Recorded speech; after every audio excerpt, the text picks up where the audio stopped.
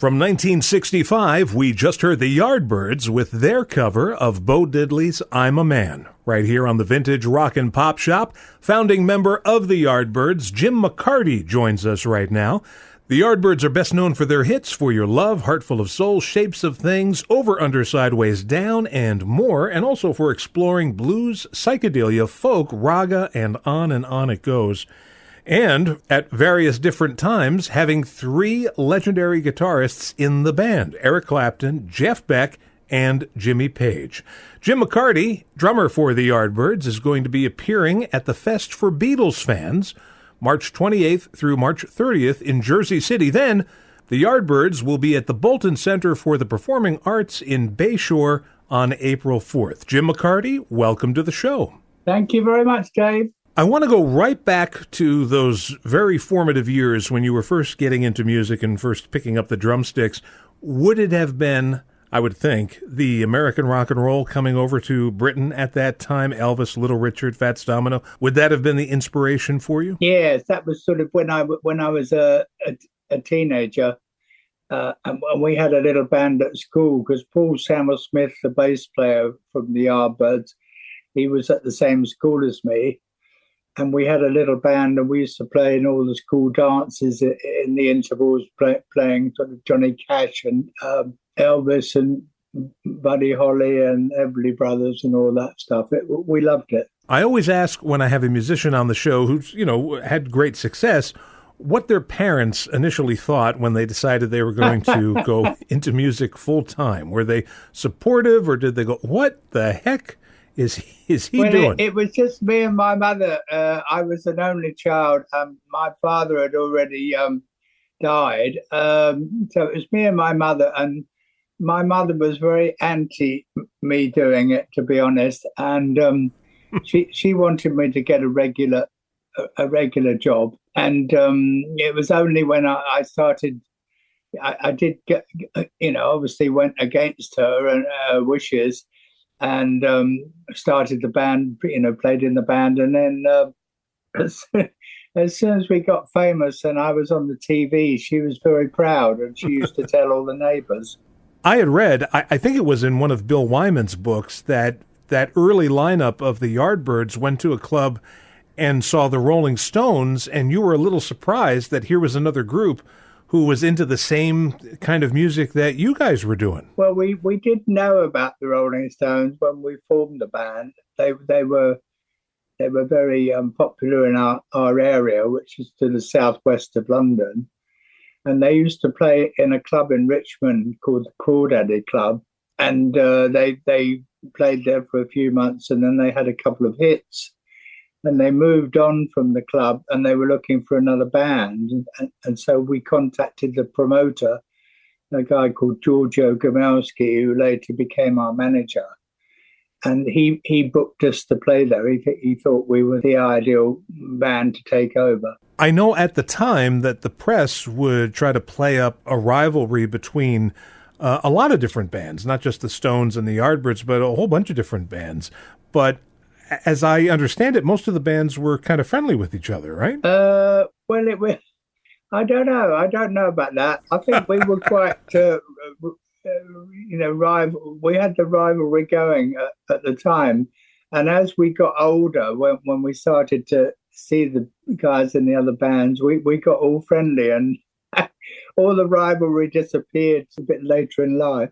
Well, I mentioned the Fest for Beatles fans, which is happening in Jersey City next weekend, and the Yardbirds played on the same bill with the Beatles, right? Yes, we played with the Beatles a couple of times. We played at a Christmas show that they had. They used to have a regular Christmas show in London, and we played at the Christmas show in 1964, which was in Hammersmith in southwest London. And it was lasted about a week, and we played on their bill, and it was great fun. And that all ties into your first big single here in the U.S., "For Your Love," which got to number 6. This is the song that, even though it was a huge hit, it led to Eric Clapton leaving the band. Yes, we found that when we were playing at the Beatles show, actually, because we were hoping the Beatles would write us a song, and they didn't come up with anything. And apparently, Graham Gouldman, who wrote that song, who was a young songwriter from Manchester, wanted to send it to the Beatles.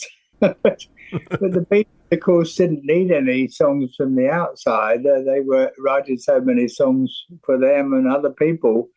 But there was a publisher in the audience, and he saw us, and he thought, oh, well, I'll try this band with this demo of For Your Love. And, of course, we loved it. But Clapton didn't. No, he thought we were going pop. And he wanted to stick to playing blues, and he didn't agree with that with that direction, and he left the band.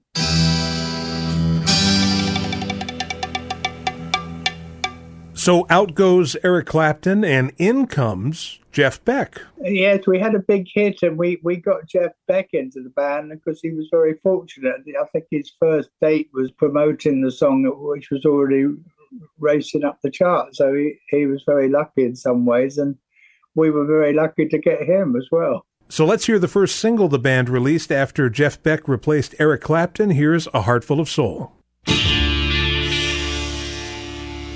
That was a number 9 hit in the U.S. in 1965, The Yardbirds with A Heart Full of Soul.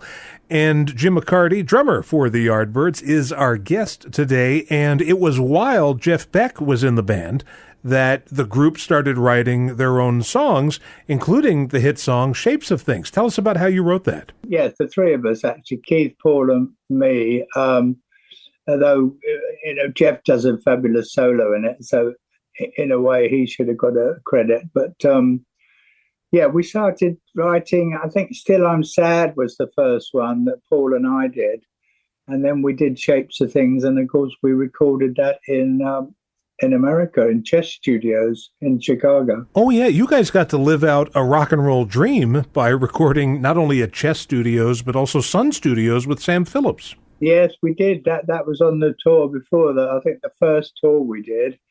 And we were fortunate because we had the manager was the promoter of that club I talked about, Giorgio Gomelsky. And of course, he had a lot of knowledge about rock and roll and blues, and he knew all these studios, and he suggested them and took us in there, and we ended up doing a few tracks in Sun as well, so we were very lucky. So then Jeff Beck leaves the group, and he goes on to, become Jeff Beck, but you guys replace him with an up-and-comer named Jimmy Page, who was doing a lot of session work at the time. Well, we asked him twice. Yeah, he was busy. We asked him when Eric left, and of course he was very busy at the time. He was doing a lot of session work. But we asked him later on, probably maybe a year later than that, or 18 months later, when Paul Samuel Smith, the bass player, left.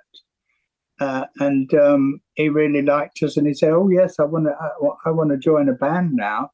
And so he came in playing bass first of all. And you continued on. We'll play one of the Jimmy Page era Yardbirds tracks to wind up this interview.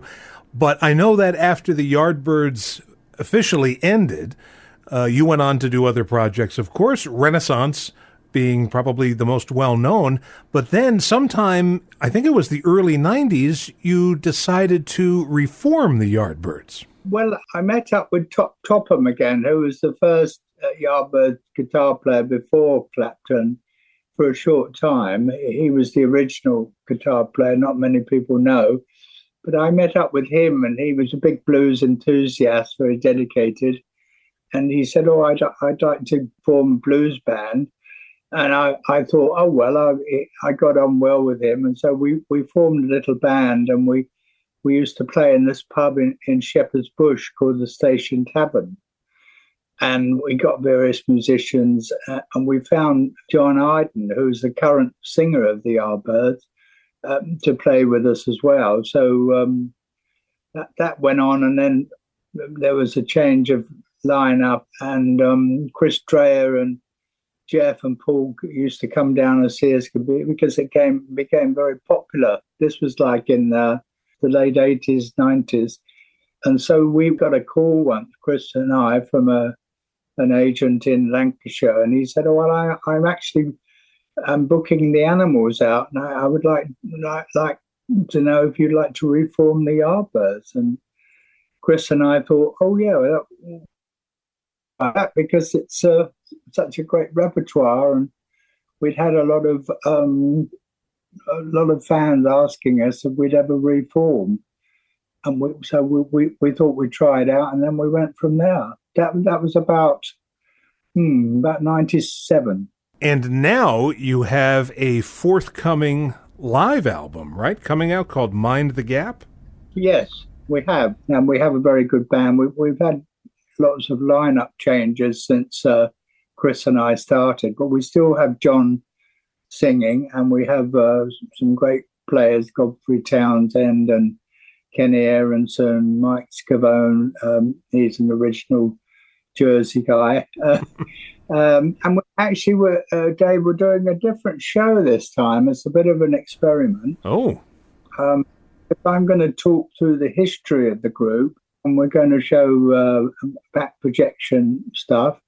And as the songs come up, we're going to play them. So it's a different show, and I hope people are going to like it. That show, again, April 4th at the Bolton Center for the Performing Arts in Bayshore, and what a remarkable legacy to have. And I think what you're doing sounds like it's really interesting to actually tell that story and then also play the songs, and it sounds like a multimedia show is what it sounds like. Yeah, exactly. So it's all very exciting. So we're going to, fingers crossed, see what happens. Well, it sounds good to me. Thank you so much for coming on and spending these few minutes with us, and I wish you all the best on these upcoming shows, and we'll see you out there at the Bolton Center. Thanks a lot, Dave. That's very nice to be on. Hey!